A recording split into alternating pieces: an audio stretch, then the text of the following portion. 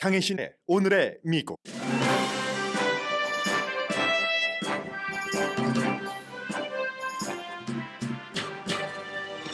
공화당 첫 번째 예비선거 후보 토론회에서 이슈는 살아났고 론 디센티스 플로리다 주지사는 사라졌습니다. 트럼프 전 대통령이 없는 자리는 트럼프 사면을 공언하고 기후변화는 가짜라고 주장하는 젊은 기업인 비벡 라마스와미가 차지했습니다.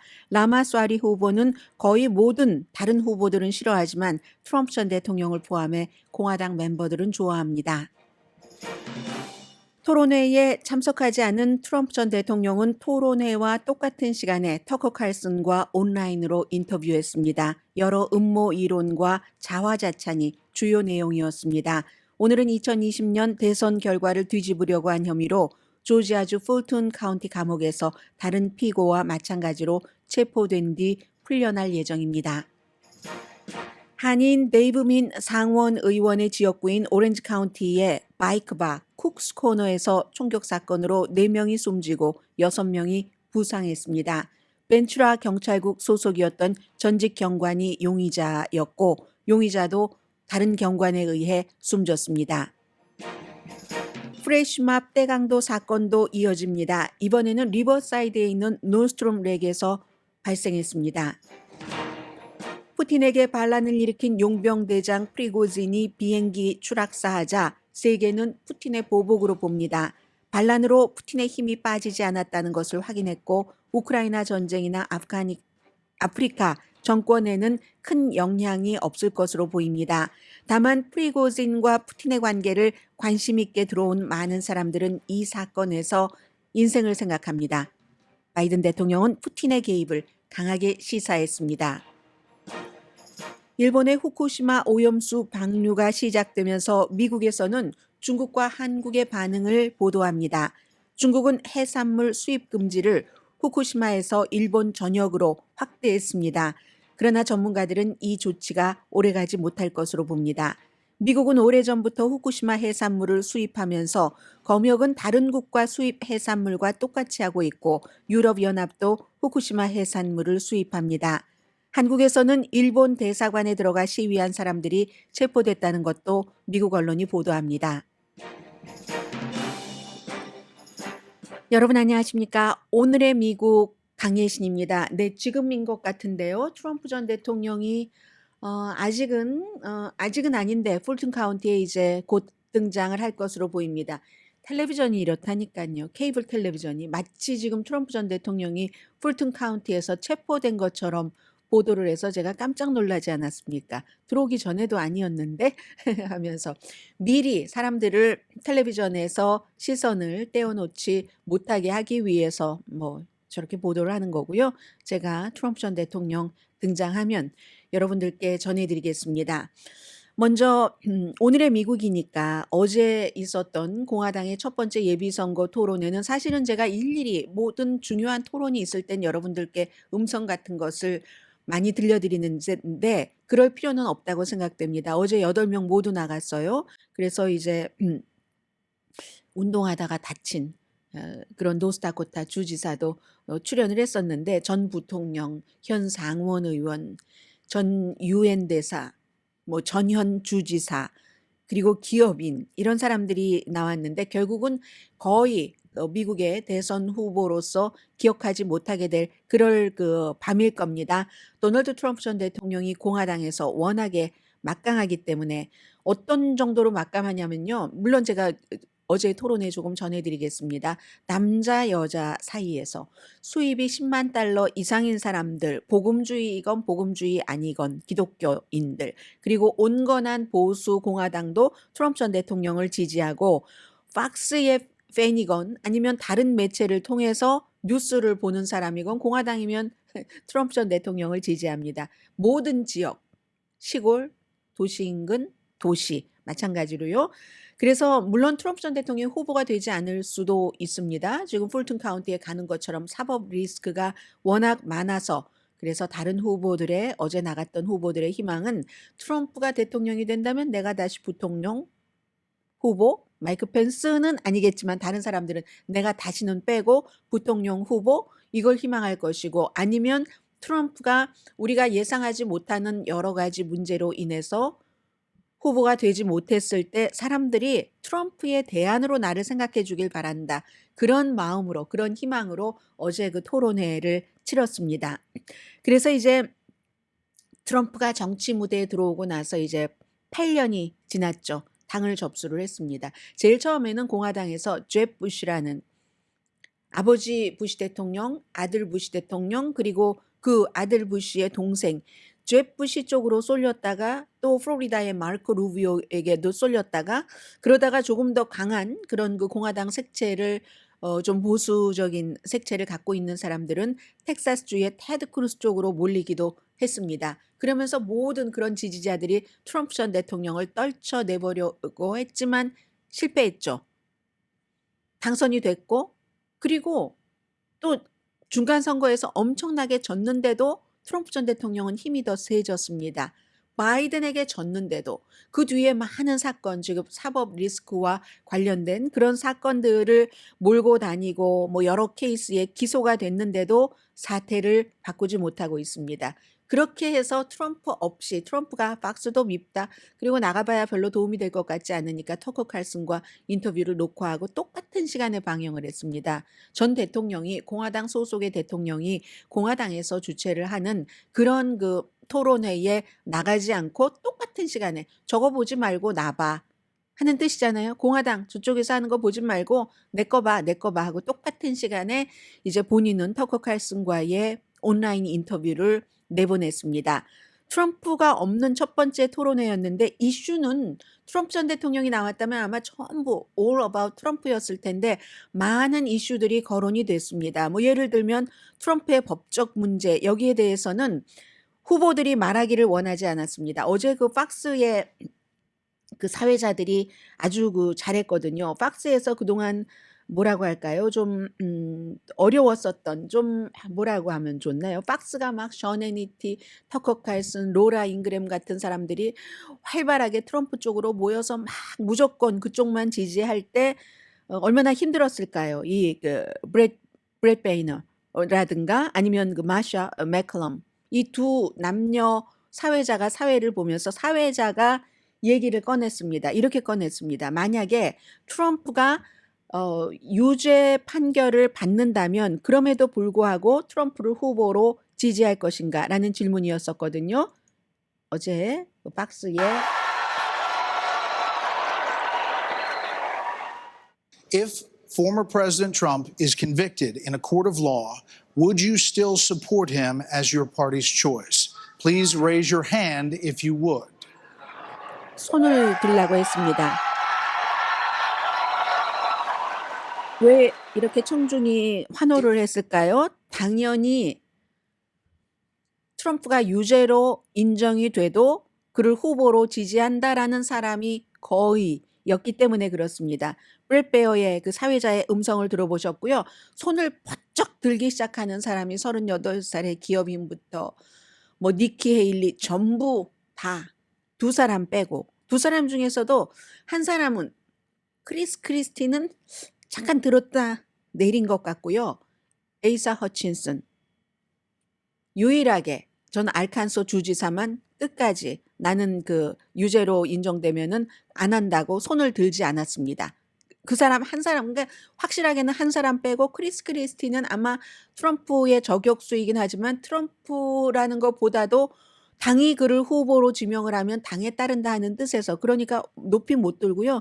아주 조금 보일랑말랑하게 들었다가 살짝 내버렸거든요. 이게 굉장히 중요한 이슈였고 후보들 사이에서는 그런 얘기 전혀 하지 않았습니다. 어제 이제 이런 조금 아웃 오브 컨트롤이었던 부분은 있어요. 그런데도 이 박스의 진행자들이 굉장히 잘했다. 이슈들을 많이 균형 있게 이런 얘기는 들었고 낙태에 대해서는 마이크 펜스 전 부통령과 팀 스캇 사우스캐롤라이나의 연방 상원 의원이 전국적인 낙태 금지 법안에 서명을 한다고 했습니다. 두 사람만 임신 15주일 이후의 낙태는 모두 금지 전국적으로 이런 법을 의회에서 만들어 가지고 오면 나는 서명하겠다라고 얘기를 했고 니키 헤일리 전 유엔 대사가 유일하게 여자잖아요.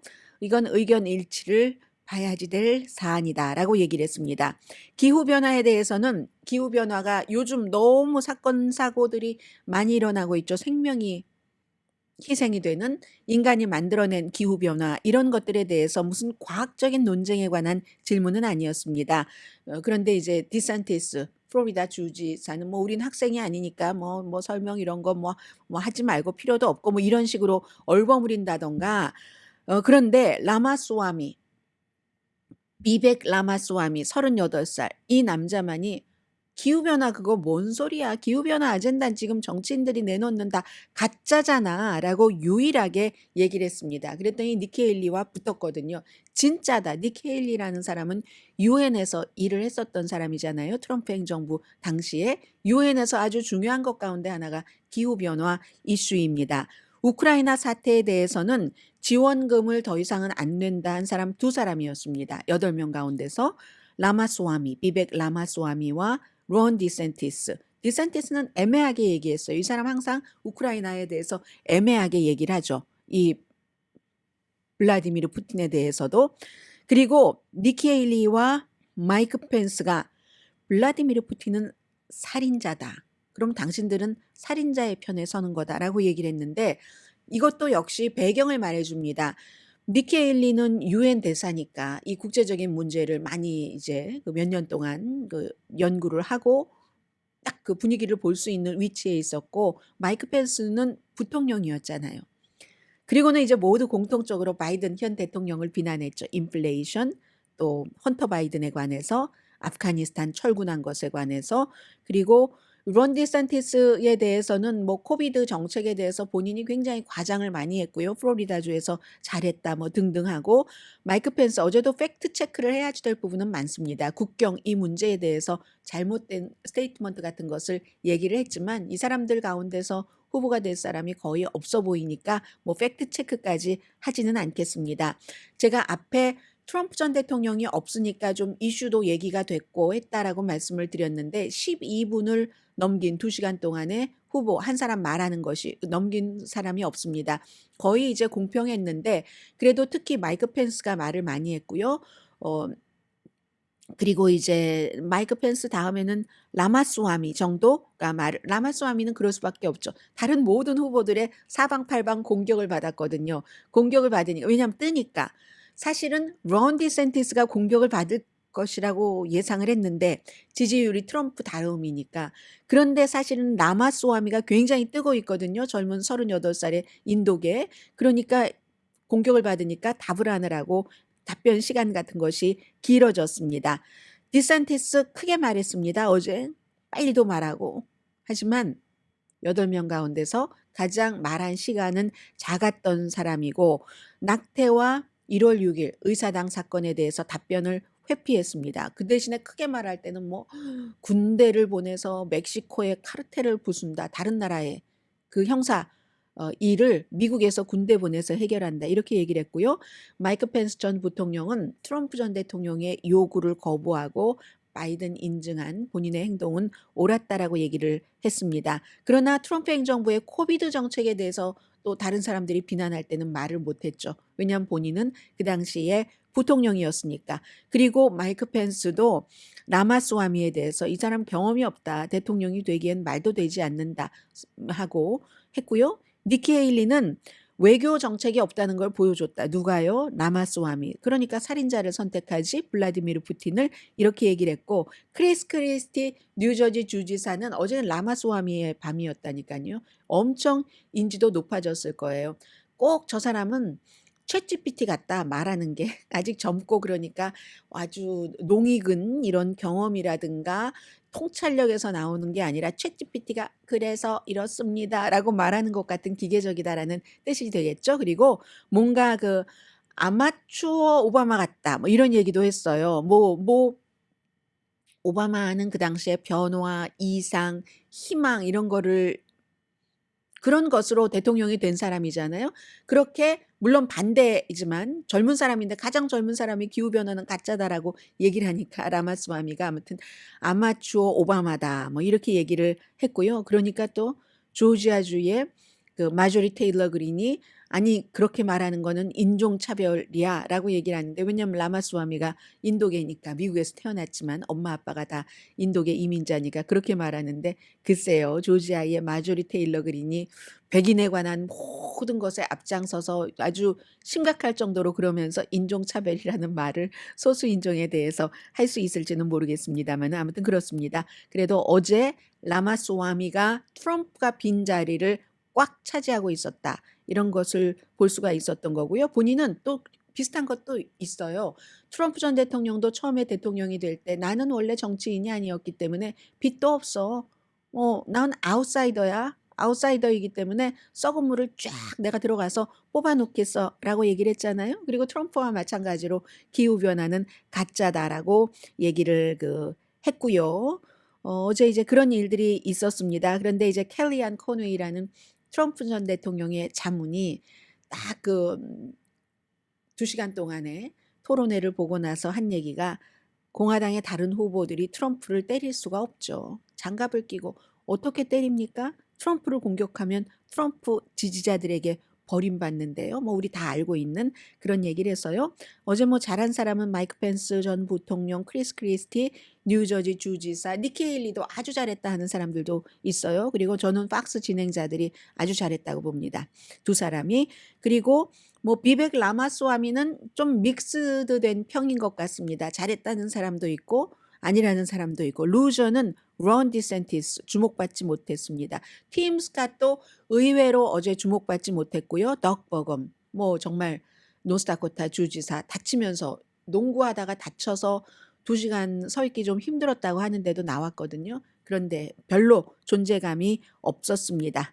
그래서 이제 그런 일이 있었고 트럼프 전 대통령은 같은 시간에 아주 장황한 인터뷰를 했거든요. 음모 이론, 뭐 심지어 억만장자, 제프리 앱스틴 뭐 살해된 여기에 관한 거, 제프리 앱스틴과는 본인이 아주 친한 사이입니다. 같이 사진도 찍고 뭐 앱스틴이 사려고 하는 그런 그 집을 본인이 사려고 했는데 못 사서 나중에 틀어지기도 하고 그런데 이제 다른 사람들과 연관되고 앱스틴에 관해서 뭐 살해됐다 뭐 이런 얘기들도 하고 세탁기 물을 제한하는 것이 연방 정부가 뭐 개입을 했다 좌파가 자신을 죽이려고 한다 뭐 등등의 여러 가지 얘기들과 1월 6일 의사당 사건에 대해서는 다운플레이했고 팍스뉴스 비난했고 윌리엄 바 본인이 딱 데리고 있었던 그 법무장관도 비난을 했고 라마스워미는 칭찬을 했습니다. 오늘 아침 오디션으로 딱 놓고 누구를 부통령 후보 하면은 뭐 말과 그 선택이 다를 수는 있지만 어쨌든 트럼프 전 대통령 오늘 라마스와미를 굉장히 칭찬을 했고요. 본인 그를 이제 뭐 사면한다는 거 지금 텔레비전에도 나오네요. 그리고 굉장히 저 사람이 그 포로제닉 하더군요. 뭐 확신 있게 얘기하고 제스처도 아주 확신 있게 하고 하니까 좀 젊고 그 가운데서 뭐 38살이니까 정말 젊잖아요. 그런데 이제 트럼프 전 대통령 사면하겠다라고 얘기를 하고 유죄를 받아도 아주 끝까지 손을 빳빳이 들고 있었습니다. 내가 지지한다. 그 사람이 유죄 판결을 받아도 이렇게 얘기하니까 트럼프 전 대통령으로는 예쁠 수밖에 없었죠. 그리고 이제 오늘 지금부터 인 애니타임은 아니고 어느 정도 시간이 정해졌겠죠. 트럼프 전 대통령이 풀튼 카운티 그 법원에 그 출두를 해서 특별 대우 받지 않습니다. 이 경우에는 다른 피고와 똑같이 다 할 것 하고 보석금 뭐 20만 달러에 10분의 1 2만 달러 내고 풀려나게 되겠죠. 그리고 어떻게 보면 이 케이스는 조지아주의 케이스는요. 재판도 같이 다른 사람들과 같이 받을 수도 있습니다. 왜냐하면 그 리코법, 그 반마피아법이라고 해서 조직의 보스와 조직의 하수인들이 재판정에 같이 앉아 있을 수도 있잖아요. 좀 체면은 구기는 거죠. 전 대통령으로서. 그 케이스 하나만으로도 최대 징역 20년 징역형을 받을 수 있는 그런 케이스고요. 또 역시 이 케이스가 가장 심각한 것은 본인이 설령 대통령이 된다 하더라도 주 정부에 관한 것이기 때문에 스스로 사면하는 것이 불가능하다 하는 그 케이스에 이제 지금 감옥에 가는 출두하는 그런 시간이 얼마 남지 않은 것처럼 보입니다.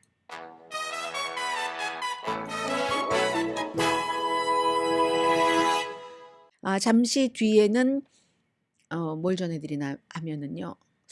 글쎄요. 캘리포니아 얘기 먼저 전해드릴까요? 아니면 프리고진과 푸틴 얘기 관심 있지 않으세요? 어제 프리고진이 생각했었던 것보다 빨리 숨졌고 세계는 그가 반란, 쿠데타를 일으킨 것에 대한 블라디미르 푸틴의 보복이라고 봅니다. 잠시 뒤에 어떤 건 먼저 듣고 싶으세요? 텔레파시로 보내주세요.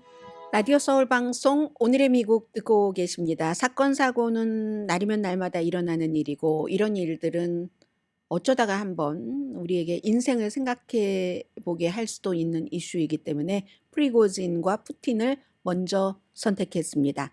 반란과 프리고진, 반란과 푸틴.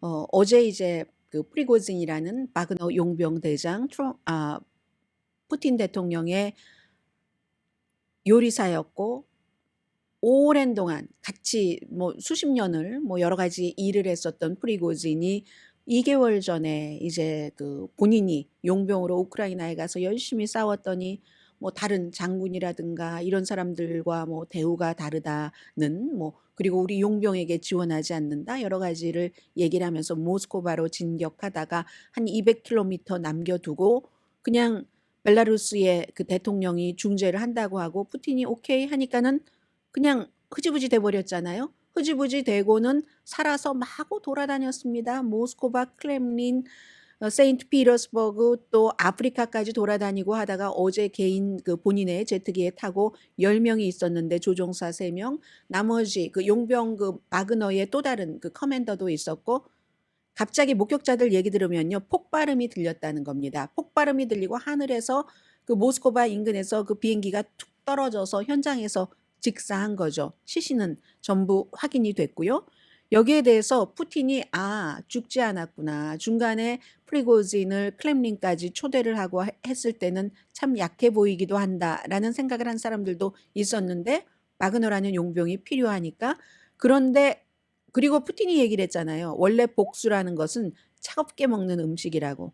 조금 식혀서 금방이 아니라 수십 년이 될 수도 있고. 그런데 그걸 2달 만에 시켰습니다. 콜드 디쉬를 만들어서 이게 이제 미국의 빌 번스 중앙정보국장이 예상을 했었던 거죠. 예브게니 프리고진의 운명에 대해서. 푸틴에 관한 본인의 경험에 따르면 푸틴은 결국 복수를 할 것이다. 복수의 사도다. 의리의 사도가 아니라 복수의 사도다.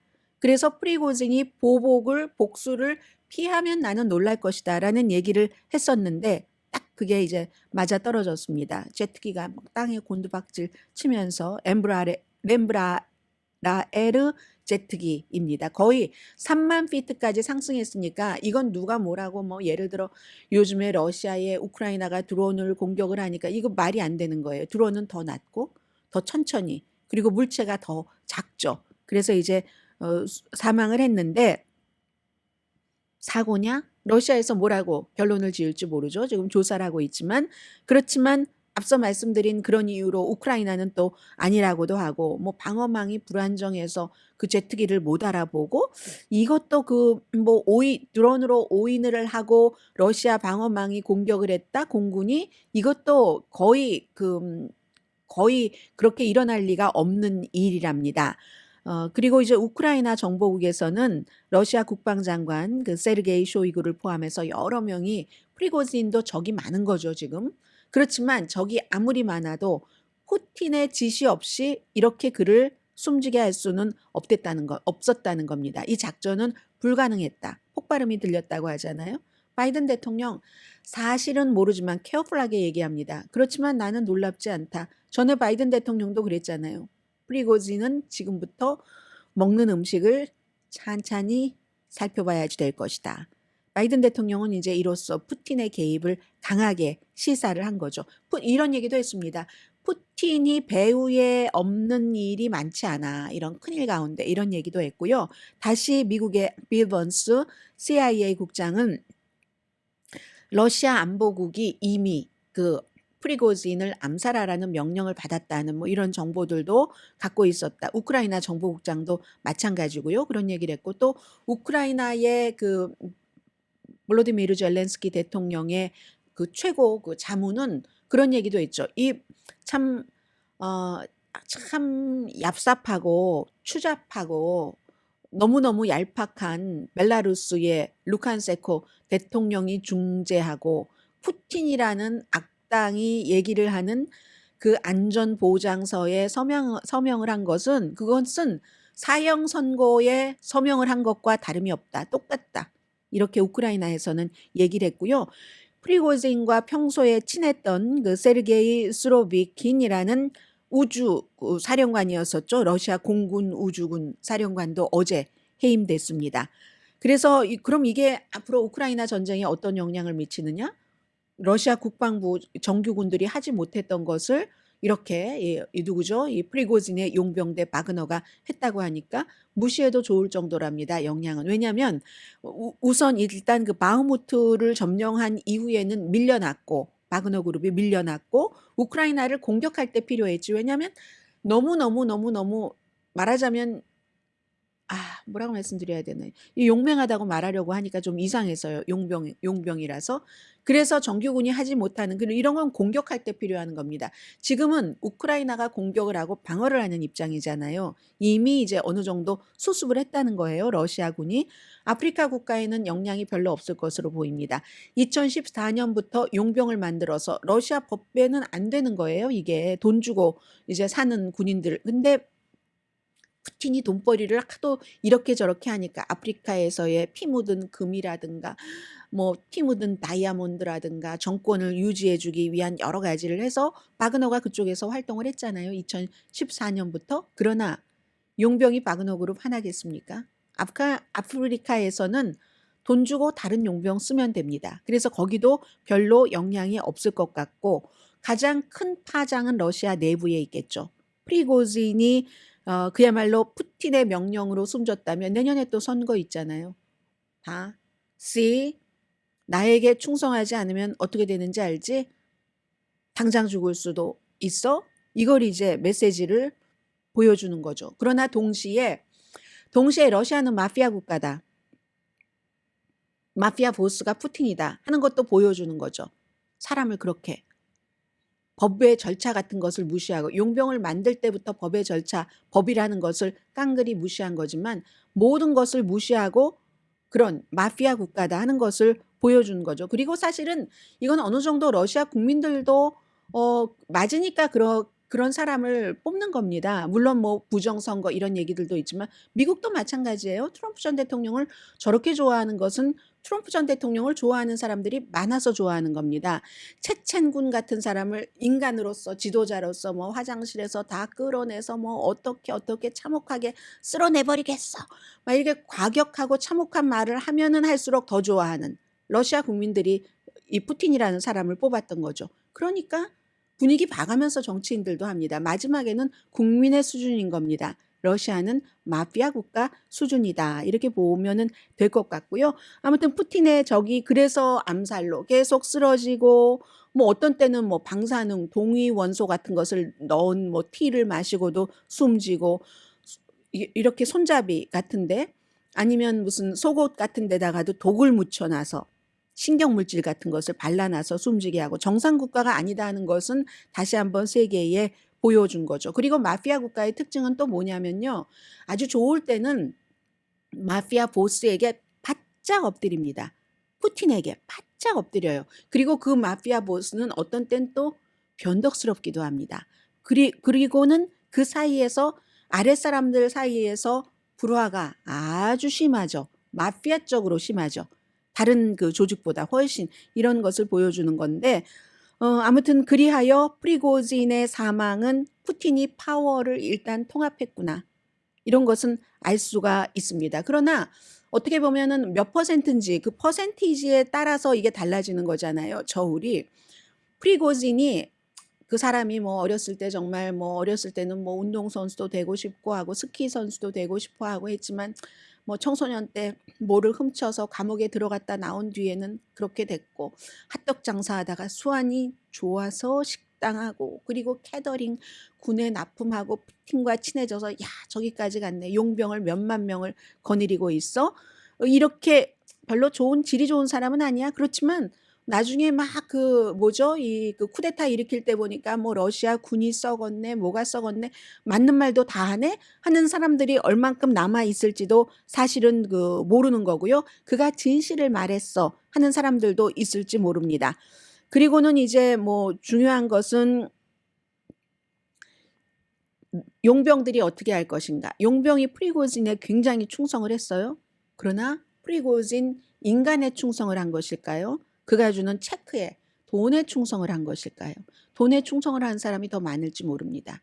그리고 이 용병도 올드 용병, 뉴 용병이 따로 떨어져서 올드 용병은 2014년도 그쯤에 처음 만들 때 그 아프리카에서 뭐 제대로 된 사람들 이렇게도 많이 만들었는데 뉴 용병은 우크라이나를 러시아군이 어떻게 하지 못하니까 감옥에 가서 이렇게 딱 연설해서 프리고진이 노노노 하고 뽑아왔다는 것 아니에요. 그럼 이 용병대 안에서도 올드와 뉴가 또 다른 또 작은 마피아처럼 알력이 있다는 겁니다. 그래서 이제 이 용병도 어떻게 될지 모르고 지금 프리고진이 푸틴과 합의를 한 뒤에는 반란에 대해서 수사하는 것을 접었던 러시아의 검찰들이 다시 이번에 비행기 화면에 보이네요. 불타는 거 여기에 수사하겠죠. 수사하면서 조종사 실수라든가 기계 결함이라든가 이런 얘기를 들을지도 모르고 러시아 내부에서는 진실을 말하는 사람이 그다지 많지 않으니까 아무튼 이렇게 해서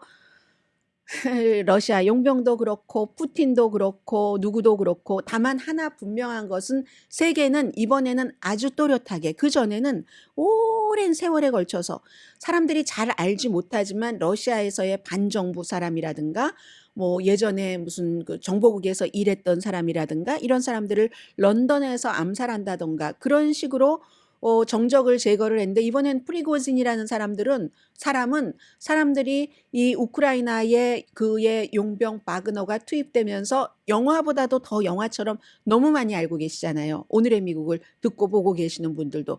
그래서 저렇게 비행기가 불타오르는 것을 보면서 야, 저 블라디미르 푸틴 러시아 그 대통령은 정상적인 지도자는 아니네. 이런 각인은 아주 확실하게 했죠. 너무 확실하게. 그리고 이게 오래된 일도 아니고 프리고진의 일을 사람들은 지금 다 기억하고 있습니다. 2개월밖에 되지 않기 때문에 러시아는 후진 국가다. 이런 인식이요.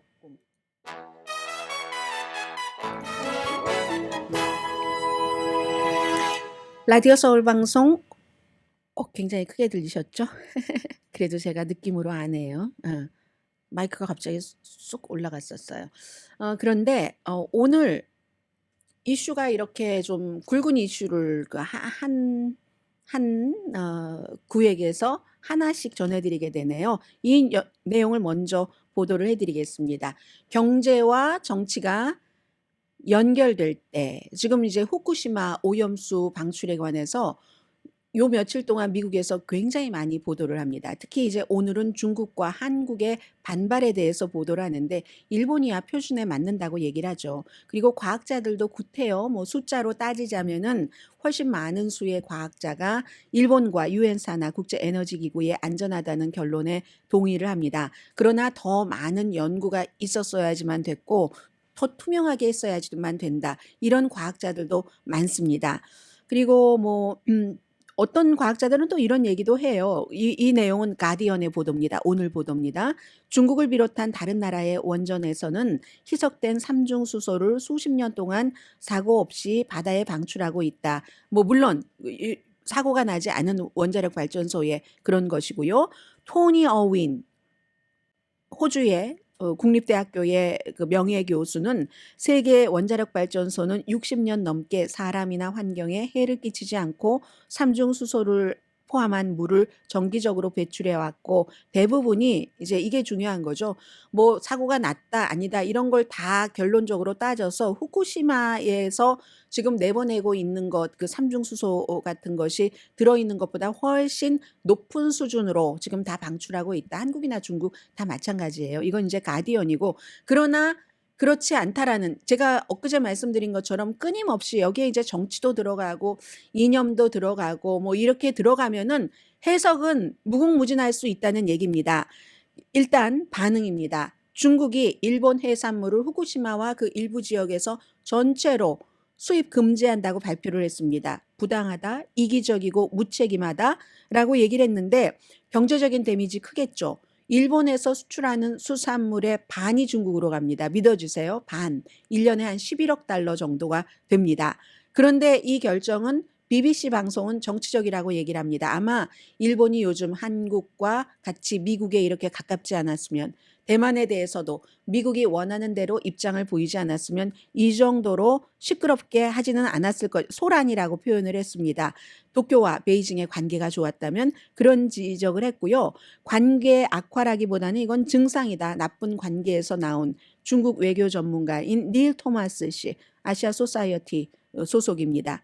그리고 이제 일본은 중국의 이 같은 조치에 대해서 우려를 표하고는 있지만 일본이 이런 물을 방류를 하는 주체 국가잖아요. 그러니까 뭐라고 얘기는 안 합니다. 그리고 일본은 중국이 더 큰 나라고 옆에 있는 이웃이기 때문에 뭐 따질 거는 따져도 잘 지내는 것이 맞다고 생각을 하는 게 일본의 기조이기도 합니다. 그래서 이제 가만히 있다고 하고, 영국의 BBC와 인터뷰를 한 많은 전문가들은 중국의 일본 해산물 전면적인 모든 곳에서 오는 일본 후쿠시마 그 근처뿐만이 아니라 이 금지하는 거 오래 못 간다라고 얘기를 합니다. 일본을 위해서가 아니라 중국을 위해서. 중국이 요즘 경제 어렵잖아요. 항상 우리가 생각할 때 우리가 수입하지 않으면 저 나라가 어려울 거야. 수출하는 국가가. 그렇지 않습니다. 우리나라에서도 수입하는 주체가 있잖아요. 수입업자들이 있잖아요. 일본의 해산물의 반을 중국에서 수입해 가는데 그럼 거기에 딸려서 먹고 사는 중국인 식구들이 얼마나 많겠습니까? 수입업자들.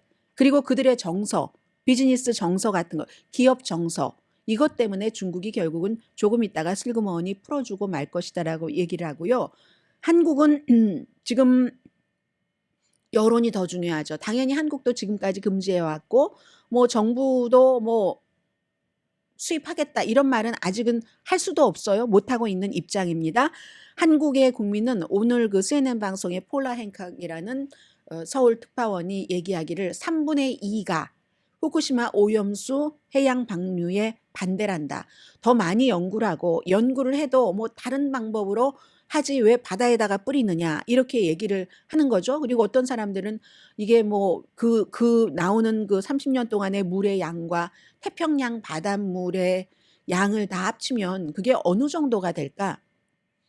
뭐 이런 얘기를 하는 거고요. 예를 들면 무슨 큰 강에 물을 얼만큼 정도를 붓는 게 될까? 뭐 이렇게 얘기하는 사람들도 있고 희석이 된 것을 바닷물로 또 희석을 하는 거니까. 그러나 이런 의견들은 상관이 없습니다. 사람들은 딱 정해놓고 얘기를 합니다. 뭐 과학이건 무엇이건 정서가 중요하기 때문에 이건 일본 내에서도 마찬가지잖아요. 정부의 대응은 좀 차분한 편이다. 중국과는 달리. 당연하죠. 일본과 지금 한국 정부와 일본 정부는 가깝기 때문에 그러니까 한덕수 총리가 뭐 과학의 표준에 따라야지 된다 뭐 이런 얘기 했잖아요. 국민은 반대한다. 일본 대사관 습격을 시도해서 적어도 건물에 들어간 14명이 체포가 됐잖아요. 그리고 이제 또 다른 나라들 뭐 태평양 제도 포럼이라든가 퍼시픽 아일랜드 포럼이라든가 이런 데는 그동안 반대했다가 이제 반대 같은 것을 철회했고요. 중요한 부분은 어제 그 뉴욕타임즈에 기고문을 썼던 그 전문가의 얘기처럼 그동안에 특히 도쿄전력이 미심쩍게 했었던 부분이 있잖아요. 나중에 사과하고 그런 부분에 대해서는 시정도 했습니다만 처음에 그랬었기 때문에 이게 좀 회의적으로 보는 시각이 많으니까 투명성 문제. 지금부터 열심히 모니터하고 한다고 해도 한번 믿지 않는 사람들은 믿지 않는 거고 일본에서는 어민들은 정부가 안전하다고 하는 것은 믿지만 우리 이게 생계인데 반응들을 봐라. 이래서 안 된다고. 홍콩에서도 스시 판매가 푹 줄어들었다고 하잖아요. 지금. 그런 일들 해서 아무튼 그런 얘기들 하고요. 그런데 이런 얘기를 하는 사람도 있습니다. 중국이 그렇게 말할 만한 주체인가? 중국은 날마다 한국 쪽으로 일본 쪽으로 미세먼지하며 황사하며 그건 지금 right now 맡으면 해가 되는 거잖아요.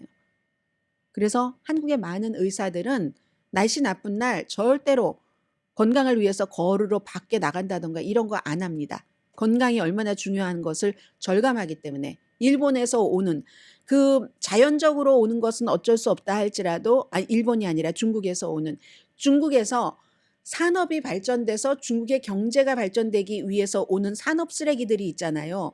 공기에, 한국 공기에 오는 이런 것들은 중국에서 노동법이라든가 미국처럼 철저한 뭐 환경 규제법이라든가 이런 걸 하면은 줄일 수가 있는 부분이 있습니다. 그런데 그렇지 않습니다. 중국이라는 정부도 큰 기업이라고 보면은 이윤 추구에 먼저 앞장서기 때문에 노동자들의 건강이나 다른 이웃의 건강, 공기, 이웃나라 이런 거 생각하지 않습니다. 그래서 그게 더 심각하고 더 직접적인 지금 당장 right now 오는 문제다라고 얘기하는 사람도 많다는 것 지적을 하고요. 그래도 어쨌든 일본에서 민간도 참여시키고 한국이나 중국이나 이런 나라들도 본격적으로 참여시키고 유럽처럼 벨기에나 스웨덴 이런 나라처럼 했으면 좋았을 뻔했다 하는 그런 그 지적을 하는 사람들도 많이 있는 거죠. 그러나 또 세월이 흐르고 나면 아, 이거 옛날에 광우병 그것과 똑같지 않았어? 라는 말을 할지도 모르고 지켜봐야지 될 문제지만 그러나 극박하게 인체에 큰 해가 되는 것은 아닌 것인 것만은 분명해 보입니다. 왜냐하면 그렇다면 미국이라는 나라가 한국보다 그 바닷물, 그 섞인 오염수 미국으로 먼저 옵니다. 미국은 그런데 오래전에 일본 모든 후쿠시마 해산물까지도 다 수입하잖아요. 수입하고 식품의약국이 얼마나 철저히 점검하겠어요. 다른 나라에서 오는 해산물, 노르웨이에서 오는 거나 일본 후쿠시마에서 오는 거나 검역 똑같은 기준으로 합니다. 이제는. 이런 걸 보면 크게 과학적으로는 정서가 아니라 큰 그 해가 없는가 보다라고 생각을 할 수가 있겠죠. 유럽연합도 마찬가지고요. 또 야단 맞겠네요. 할 수 없죠 뭐.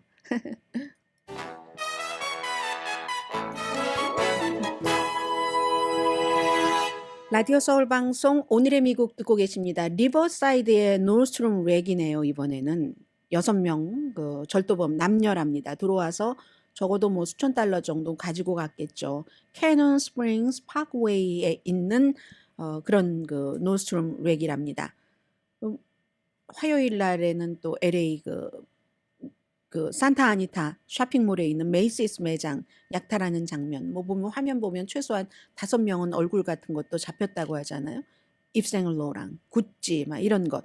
로스앤젤레스에서 쇼핑하러 가는 게 안전하지 않다라고 느끼는 사람들이 분명히 지금 많아지고 있고요. 그렇게 되면 저기서 사업하는 것도 안전하지 않아라는 사람들도 당연히 늘어날 테고 해서 캐논 베스 LA 시장도 특별 전담반을 만들긴 만들었잖아요. 이게 이제 여러 가지 비난하는 이유가 있는데 뭐 경찰이 뭐 왜 그렇게 보석금은 왜 없앴어? 주민 발의안 47 때문에 아니 뭐 950달러 미만은 뭐 어떻게 경범이라면 뭐 잡아가지도 않는다면 많은 얘기들을 하잖아요.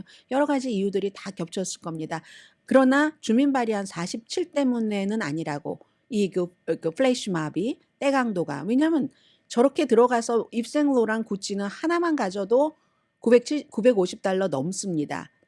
그렇게 취급하는 건 그거는 아니지만 다른 문제들은 이제 해결을 해야지 될 문제지만 점점 이러한 일들이 일상이 되고 있다 하는 것은 분명하고요. 이 내용을 전해드리지 않았어요. 37지구입니다. 그 데이브 민 캘리포니아주 상원 의원의 지역구에서 4명이 숨지고 6명이 다쳤는데 쿡스 코너라는 바이크 타는 사람들이 산악 자전거 타는 사람들이 가는 곳인데요. 여기가 보니까 리버 산타아나 얼바인 바로 동쪽입니다. 트라브코 캐년 커뮤니티라고 해서 전에는 그 아놀드 슈와츠네거가 그쪽에서 이벤트도 했고 여기서 뭐 결혼식, 장례식 같은 거 많이 합니다.